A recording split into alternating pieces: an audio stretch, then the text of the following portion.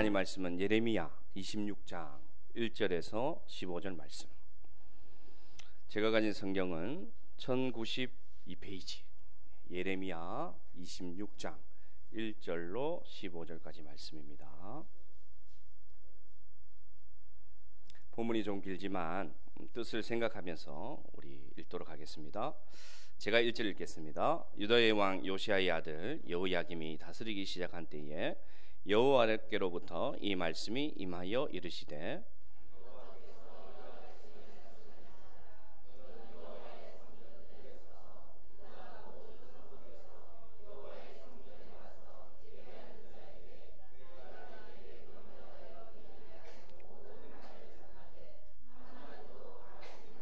그들이 듣고 혹시 각각 그 악한 길에서 돌아오리라. 그리하면 내가 그들의 악행으로 말미암아 그들에게 재앙을 내리려 하던 뜻을 돌이키리라.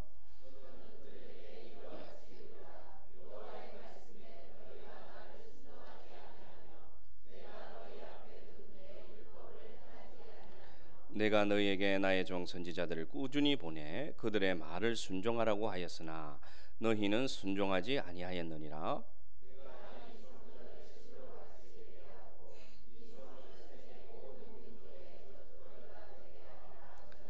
예레미야가 여호와의 성전에서 이 말을 하매 제사장들과 선지자들과 모든 백성이 듣더라.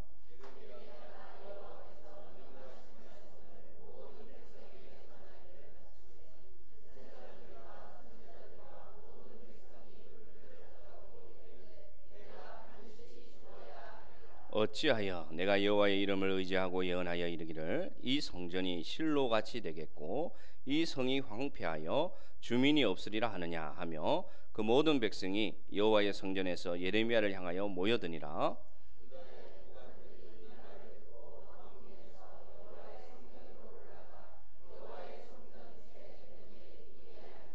제사장들과 선지자들이 고관들과 모든 백성에게 말하여 이르되 이 사람은 죽는 것이 합당하니 너희 귀로 들은 같이 이 성에 관하여 예언하였음이라.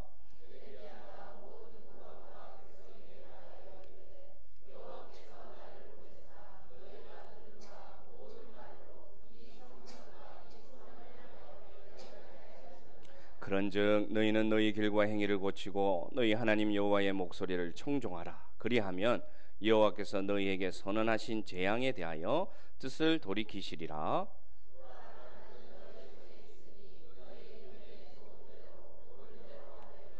너희는 분명히 알아라. 너희가 나를 죽이면 반드시 무죄한 피를 너희 몸과 이 성 주민에게 돌리는 것이니라.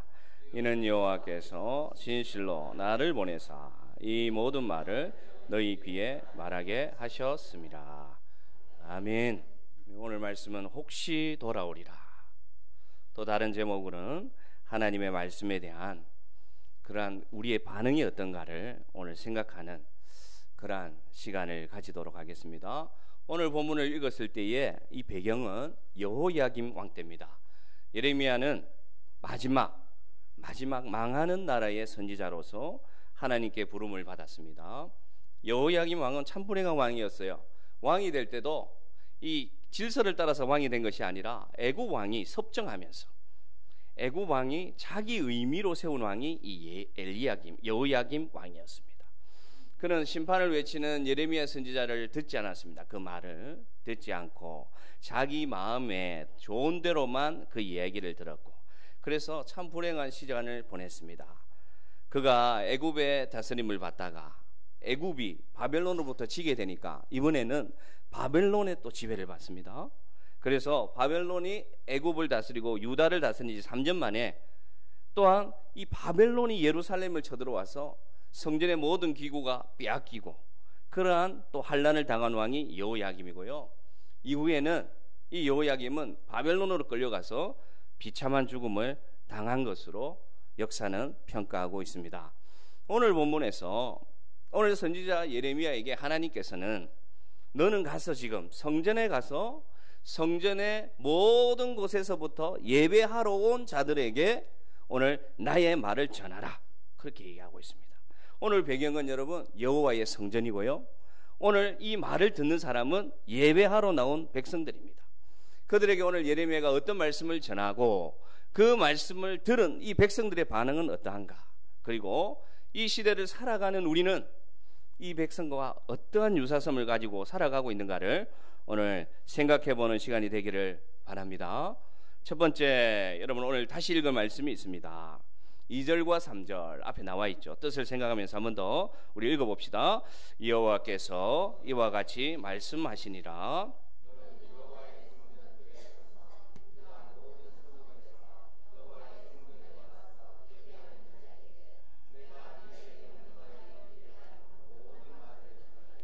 한마디도 감하지 말라.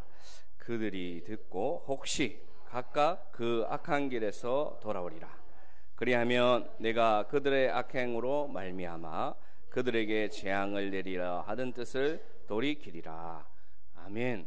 이게 세 번역으로 한번 제가 읽어드리면, 중요한 부분만을 읽어드리면, 주의 성전에 경배하러 오는 사람에게 단 한마디도 빼놓지 말고 일러주어라. 혹시 그들이 그 말을 듣고서 자기 자신의 악한 길에서 돌아설 수도 있지 않겠느냐. 그러면 내가 그들의 악한 행실 때문에 내가 벌 주기로 한 것을 내가 거둘 것이다. 이게 세 번역의 말씀입니다. 여러분, 이 말씀 속에서, 이 메시지 속에서 여러분은 어떤 생각이 드십니까? 오늘 말씀은 망가져가는 나라에 대해서 하나님이 정말 놀라운 기회를 주고 있습니다. 그리고 여러분 3절 말씀에도 읽어봤지만 혹시 이 단어에 제가 꽂히게 되었어요. 하나님의 마음이 이 단어에 들어가 있습니다. 혹시 그들이 악하고 그들이 완악해서 돌아오지 않을 것을 내가 알지만 그래도 혹시 한 번만 더 전하면 그들이 돌아오지 않겠느냐. 그러면 내가 지금 예배하고 있는 이 심판을 돌릴 수도 있다. 그러니 예레미야야, 한 번만 더 가서 우리 한번 전해보자 라는 마음이 여러분 이 마음 속에 들어가 있습니다. 숨길 수 없는 하나님의 사랑, 하나님이 알고 있는 그 지식과 지혜보다도 더 큰 하나님의 긍휼이 오늘 하나님을 움직이고 있고요. 그 마음을 아는 선지자는 오늘 위험을 무릅쓰고 오늘 이 말씀을 가지고 담대하게 나아가서 성전을 향하여 나아갔습니다. 그리고 이렇게 외칩니다. 4절에서 6절입니다. 같이 읽읍시다. 뭐라고 외치는지. 시작. 너는 그들에게 이와 같이 이르라. 여호와의 말씀이 너희가 나를 순종하지 아니하며 내가 너희 앞에 둔 내 율법을 행하지 아니하며 내가 너희에게 나의 종 선지자들 꾸준히 보내 그들의 말을 순종하리라 하셨으나 너희가 순종하지 아니하였느니라. 내가 이 성전을 실로같이 되게 하고 이 성을 세계 모든 민족의 저주거리가 되게 하리라 하셨느니라. 아멘. 저게 여러분 성전에 가서 외친 말씀입니다. 여러분 혹시 4절에서 6절을 읽으면서 지금 딱 읽고 나서 떠오르는 단어가 어떤 단어가 떠오릅니까? 여러분 4절에서 6절 중에 여러분 어떤 절이 제일 지금 여러분 마음에 부담으로 옵니까? 말씀해 보십시오. 몇 절? 몇 절? 몇 절이 여러분 마음에 와닿습니까? 6절. 그죠? 6절에 어떤 단어? 실로. 그 다음에 저주거리. 여기 와닿습니다. 이들도 여러분 동일하게 신기하게도 이 선포를 할 때 이 백성들이 유념 있게 들었던 말은, 그리고 그들 마음에 부닥쳤던 왔던 말은 무엇이냐? 4절도 아니고요 5절도 아니고요 몇 절이었겠습니까? 6절이었어요. 6절이었어요. 왜 여러분 우리가 6절 말씀에 우리가 딱 주목이 될까요? 그것은 여러분 결과이기 때문입니다.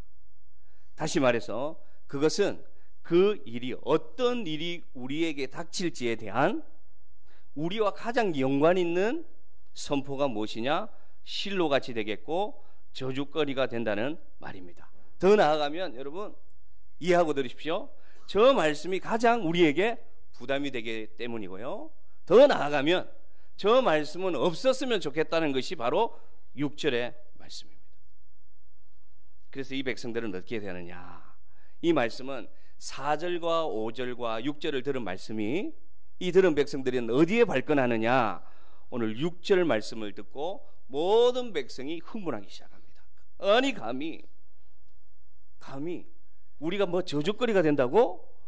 우리가 세운 이 성전이 실로 같이 황폐하게 된다고? 어디서 그런 말씀을, 여호와의 말씀을 함부로 자기 입으로 전할 수 있느냐면 오늘 이 예레미야를 오늘 끌어내고 있습니다. 여러분, 4절과 5절은 여러분 과정이에요. 과정. 결과는 몇 절입니까? 6절입니다. 6절. 그래서 이들이 하는 행동을 한번 보겠습니다. 어떤 행동을 하느냐? 8절과 9절입니다. 8절과 9절 이들의 행동 8, 9절만 읽겠습니다. 시작. 예레미야가 여호와께서 명령하신 말씀을 모든 백성에게 전하기를 마침에 제사장들과 선지자들과 모든 백성이 그를 붙잡고 이르되 네가 반드시 죽어야 하리라. 어찌하여 내가 여호와의 이름을 의지하고 예언하여 이르기를 이 성전이 실로같이 되겠고 이 성이 황폐하여 주민이 없으리라 하느냐 하며 그 모든 백성이 여호와의 성전에서 예레미야를 향하여 모여드니라. 아멘. 아멘.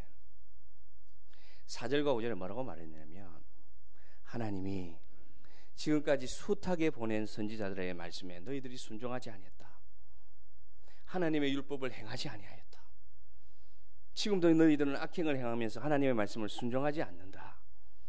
그런데 이대로 가면 이런 결과가 있을 것이다 말했는데 이 백성들은 여러분 자기들이 순종하지 아니한 것, 자기들을 하나님을 섬기지 아니한 것은 기억하지 못하고 자기 인생에 닥칠 결과만 보고 오늘 어떤 일을 벌일 거냐. 제사장들과 선지자들이 말씀에 되어 끼어 있어야 될 사람들이 누구를 잡습니까? 여호수아를 잡아서 예레미야를 잡아서 뭐라고 합니까? 네가 반드시 죽을 것이다. 네가 죽으면 우리는 앞으로 그 말씀 안 들어도 된다. 네만 없어지면 듣기 싫은 그 말씀 이제 우리도 안 들어도 되니까 너는 죽어야 된다 하면서 어디에서? 하나님을 예배하는 성전에서 누구가? 하나님을 예배하는 자들이 오늘 예레미야를 잡아서 죽이려고 오늘 몰고 가고 있습니다. 7절에 보면 뭐라고 얘기하느냐? 예레미야가 여호와의 성전에서 이 말을 하매 제사장들과 선지자들과 모든 백성들이 어떤 단어가 나옵니까? 듣더라 되어 있습니다. 듣더라. 여러분은 어떤 말씀을 듣고 살아가고 있습니까? 오늘 이 제사장들과 선지자들과 모든 백성은 예레미야의 말을 들었습니다. 그런데 그들이 들은 것은 무엇이냐? 자기 귀에 거슬리고 자기 귀에 방해되고 자기가 실천하기 싫은 말씀이 거슬리고 하나님이 행하랬던 순종하고 돌아오라, 돌아오면 너를 살리리라는 말씀은 그들 귀에 들리지 않았습니다. 여러분 이 시대에 어떤 말씀을 듣고 살아가고 있습니까? 여러분 이 강단에서 어떤 말씀이 선포될 때 마음이 편하고 이 강단에서 어떤 말씀이 선포될 때 아멘이 나오고 이 말씀이 어떤 말씀이 선포될 때 여러분이 힘이 납니까? 그러나 이 시대에 하나님이 하시는 말씀은 오늘 듣기 싫어도 들으라고 말씀하고 있습니다. 한국교회가 많이 비판을 받고 집사님 기도하신 대로 여러 가지 사건들이 일어나고 있는 이 상황은 왜 되었느냐? 한국교회의 교인들이 하나님이 말씀하신 과정에는 집중하지 않습니다. 너희 믿음의 과정은 이래야 된다. 너희가 말씀을 읽어야 된다. 너희가 기도해야 된다. 너희가 매일 너희 삶을 돌아봐야 된다. 너희 삶이 세상에서 구별되어야 된다는 과정의 말씀은 듣지 않고 그 과정에 의해서 일어난 결과에 주목하면서 하나님 왜 나는 내 인생이 이렇게 되었습니까? 이렇게 살아보니 재미가 없습니다. 그러니 나도 타협하겠습니다. 나도 세상 사람과 똑같이 살아보겠습니다. 라는 과정에 주목하지 않고 이 시대는 여러분 결과만 주목합니다. 하나님을 모르는 사람들은 결과만 주목합니다. 어떤 방법을 취하든 어떤 단계를 밟든 결과만 성공하면 된다. 그것을 가르치고 그것을 보면서 아이들은 자라나니 세상에 나가면 모든 세상이 경쟁밖에 없고 반칙을 해서라도 자기만 유익을 보면 되고 불법을 행하더라도 자기만 수익을 보는 시대가 이 대한민국이 되었어요. 그러니까 과정은 없고 결과만 주목하는 이 시대가 되다 보니까 모든 사람들의 목표는 뭐냐? 성공이 되어버렸고요. 모든 사람들의 목표는 부자가 되는 것이 되어버렸습니다. 이런 시대에 그리스도인들은 어떻게 살아야 되느냐? 오늘 이 말씀이 오늘 우리에게 너무나 큰 울림을 주고 있습니다. 이 시대는 너무 성급합니다. 그리고요, 이 시대는 너무 반응이 빨라요. 금방 좋았다가요, 금방 식어버립니다. 너무나 빨리 올라갔다 너무나 빨리 추락하는 게 이 시대입니다. 그리고 이 시대는 너무 쉽게 흥분합니다. 너무 쉽게 싸웁니다. 너무 쉽게 살인을 저지르고요, 너무 쉽게 배반하고요, 너무 쉽게 사람을 미워하고 돌았습니다. 왜 이런 시대가 되었느냐? 결과만 주목하는 시대가 되었기 때문입니다. 그러나 하나님의 말씀을 읽어보면 여러분, 주님이 오시기까지 수백 년과 수천 년의 과정이 있었습니다. 그리고 주님이 오셨고요, 지금도 우리는 과정을 살아가고 있습니다. 왜냐? 주님이 다시 오실, 재림하실 그날, 우리가 영원한 천국으로 이끌 그날의 결과를 살기 위해서 오늘 과정을 걸어가라고 오늘도 주님은 말씀하고 있다는 것입니다. 너희들이 악한 길에서 돌아서라, 죄의 길에서 돌아서라. 그리하면 내가 재앙을 거두지 않겠다. 재앙을 거두겠다. 너희를 고치고 너희를 다시 심고 뽑지 아니하고 너희는 나의 백성이 되고 나는 너희의 하나님이 되리라. 그러니 과정을 주목하고 과정에 충실하고 과정을 살아가기를 바란다. 오늘 하나님이 우리에게 말씀하시는 것을 들으시기를 바랍니다. 왜 하나님은 다윗과 솔로몬이 그렇게 기도하면서 지었던 이 솔로몬 성전을 실로같이 만들겠다고 하시겠습니까? 실로는 무엇을 말하냐면요, 옛날 사울이 전쟁에 나갔을 때 블레셋과 싸우기 위해서 하나님은 의지하지 않고 성전에 있던 언약궤를 들고 나갔습니다. 실로에 있었거든. 그래서 이 언약궤가 있으면 마치 부적처럼 십자가 목걸이처럼 요것만 있으면 이길 것이다 생각해서 하나님은 의지하지 않고 실로에 있던 언약궤를 꺼내와서 전쟁 앞에 나서서 나아갔는데 어떤 일이 벌어졌습니까? 언약궤는 빼앗기고요, 자기들은 다 전쟁에서 지고요, 하나님을 예배하던 실로는 황폐해져 버렸습니다. 그러니 오늘 이스라엘 민족이 이 말씀을 들을 때는 발끈하는 거예요. 야, 그 창피한 역사가 다시 일어난다고? 우리가 기억하고 싶지 않은 그 역사가 다시 일어난다고? 다시 말해서, 쉽게 말해서 우리가 실패한다고? 우리가 아플 것이라고? 우리가 성공하지 못할 것이라고? 왜 그런 말을 나에게 하느냐? 내가 얼마나 열심히 노력하고 살아가는데, 내가 얼마나 땀 흘리고 살아가는데 기껏 강단에서 하는 말이 하나님 말씀대로 살지 않으면 심판받을 것이다. 왜 그런 말을 나에게 하느냐? 라고 오늘 누구를 끌어내립니까? 예레미야를 잡아서 끌어내리고 있습니다. 하나님은 왜 이 성전을 거두신다고 말씀하실까요? 하나님은 외모로 판단하지 않고 하나님은 중심을 보시기 때문입니다. 겉만 번지르하고 화려하고 잘 지은 성전이 중요한 것이 아니라 그 안에 냄새나는 것과 거짓된 것이 가득하다면 하나님은 쓸어버릴 것입니다. 예배를 드리는 중심은 없이 그냥 편리하고 음향이 좋고 에스컬레이터가 있고 많은 사람들이 모이고 수준 높은 찬양이 있고 화려한 조명이 있고 편리한 생활시설이 있다고 거기 하나님이 계신 것은 아닙니다. 여러분, 그렇게 예배드리면 내가 메이커가 되는 것 같고, 그렇게 예배드리면 내가 브랜드가 되는 것 같고, 내가 무슨 교회 출신이다, 나는 무슨 교회에 출석한다 하면 내가 그 교회 수준에 맞는 성도가 된다고 생각하는데, 여러분 착각하지 마십시오. 하나님은 중심을 보십니다.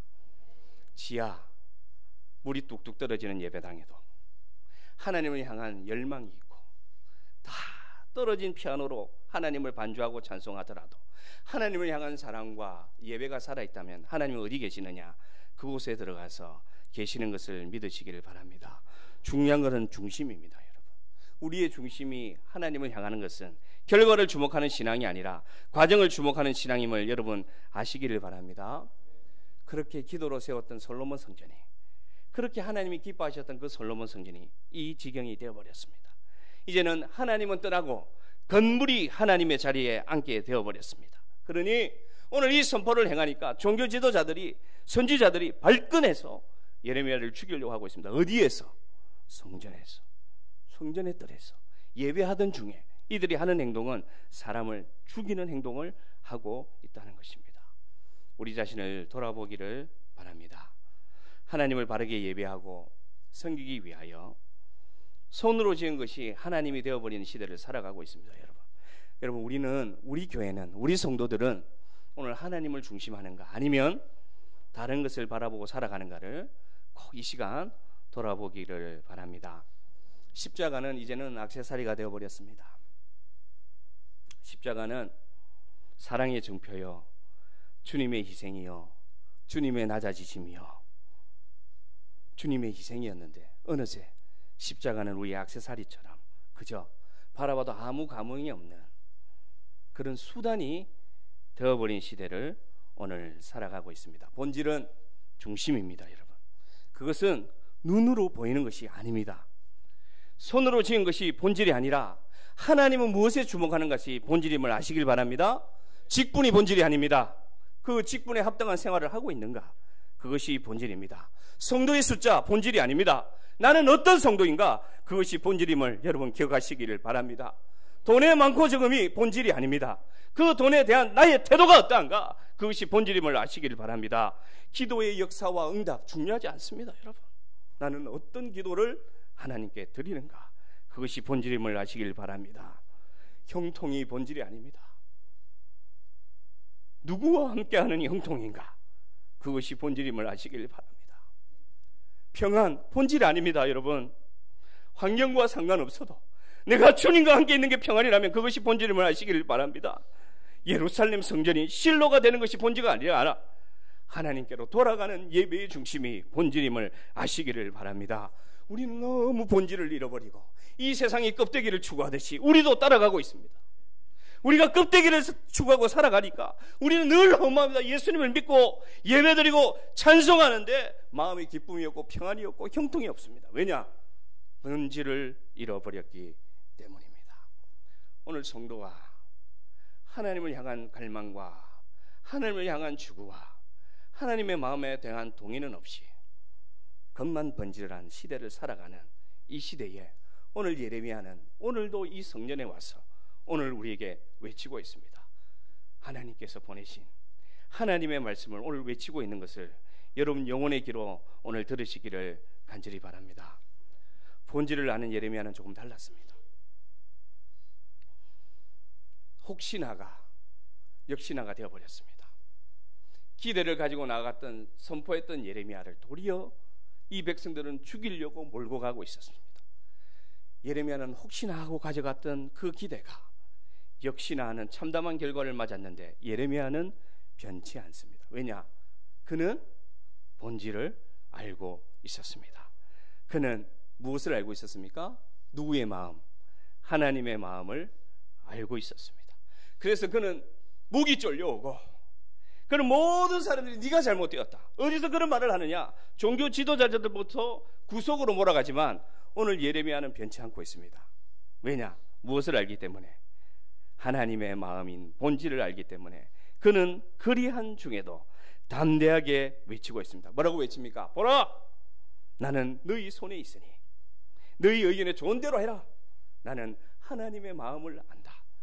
그렇게 외치는 우리 모든 성도들이 되기를 바랍니다. 이것이 누구의 마음이었느냐? 예수님의 마음이었습니다. 예수님은 본질을 알으셨어요. 여러분은 예수님의 삶의 과정을 한번 지켜보십시오. 과정은 실패한 인생이었습니다.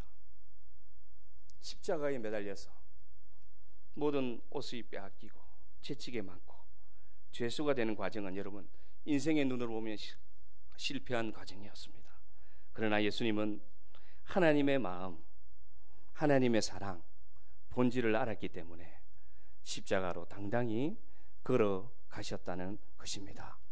여러분, 하나님의 마음은 제가 늘 말씀드리지만 끝까지 포기하지 않는 것이 하나님의 마음입니다. 누구를 향해서? 나를 향해서. 지금도 하나님은요, 우리를 향한 사랑을 거두지 않고 있습니다. 무엇이 증거가 되었습니까? 자기의 가장 사랑하는 아들, 그 독생자 예수를 가장 잔혹하고 가장 아프게, 가장 비참하게, 가장 치욕스럽게 죽게까지 내버려 둘 때까지도 우리를 사랑하기 때문에 멈추지 않으시고 주목하고 보셨습니다. 그 마음이 변했다고 여러분 생각하십니까? 절대 변하지 않습니다. 그래서 우리를 향한 사랑은 지금도 변치 않고, 지금도 하나님은 우리 인생을 통해서 뭐라고 말씀하시느냐?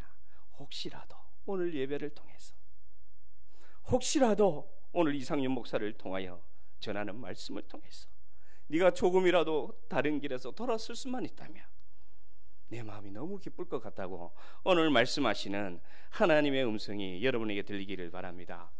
사도 바울이 얘기했습니다. 내가 사방에 우겨삼을 당할지라도 나는 주님을 부인할 수 없다. 그가 왜 그런 고백을 했겠습니까, 여러분? 그것은 하나님의 본질을 알았기 때문입니다. 여러분, 하나님의 목소리를 청종하시는 여러분 되기를 바랍니다. 예수님의 십자가에 못 박혀서 많은 자들이 소리칩니다. 그 자를 십자가에 못 박아라. 그 자를 십자가에 못 박아라. 침을 뱉고 조롱하고 야유하고 비아냥거리는 그 모든 울림의 순간에 동일하게 오늘 누가 서 있느냐? 누가 서 있습니까? 예레미야가 서 있습니다. 여러분은 어떤 현장에 서 있습니까? 영적인 눈으로 보면 예수 믿고 살기가 너무 힘든 세상 속에 살아가고 있습니다. 우리가 세상에 나가면 저도 여러분 이해할 수 있습니다. 세상에 나가서 예수 믿고 바르게 살려고 하면, 타협하지 않고 바르게 살려면 자꾸만 주위에서 소리가 들려옵니다. 예수님이 십자가에 못 박힐 때 들렸던 소리가 우리에게도 들려올 수 있습니다, 여러분. 그러나 여러분, 그것은 과정이고요. 그 과정을 살아야 무엇이 있습니까? 결과가 있습니다. 과정을 포기하지 마시고, 과정이 힘이 들더라도, 과정이 내가 생각하는 것보다 힘이 들더라도, 오래 걸리더라도 여러분 과정을 살아가시기를 바랍니다. 그래야 할 때 우리의 결과는 하나님 나라요, 그래야 할 때 우리의 결과는 부활의 신앙임을 아시기를 바랍니다. 우리는 이 예레미야가 대단하다고 생각할 수 있는데, 사실은 여러분 이 예레미야 뒤에 예레미야를 예레미야 되게 하신, 하나님의 기대를 심어주신 그 하나님이 대단하신 것을 여러분 기억하시고, 뚜벅뚜벅 한 걸음 한 걸음 힘이 들지만 주님을 생각하시면서 나아가는 저와 여러분 되기를 바랍니다. 7절 말씀 한번 더 읽어드리겠습니다. 예레미야가 여호와의 성전에서 이 말을 하며 제사장들과 선지자들과 모든 백성이 듣더라. 이 말씀 여러분 어떻게 들었습니까? 여러분 마음속에 그래 주님 걸어가신 그 과정 나도 걸어가야지 라는 결심과 그러한 다짐과 그러한 삶이 앞으로 여러분 삶에 가득하기를 주의 이름으로 축원합니다. 아멘.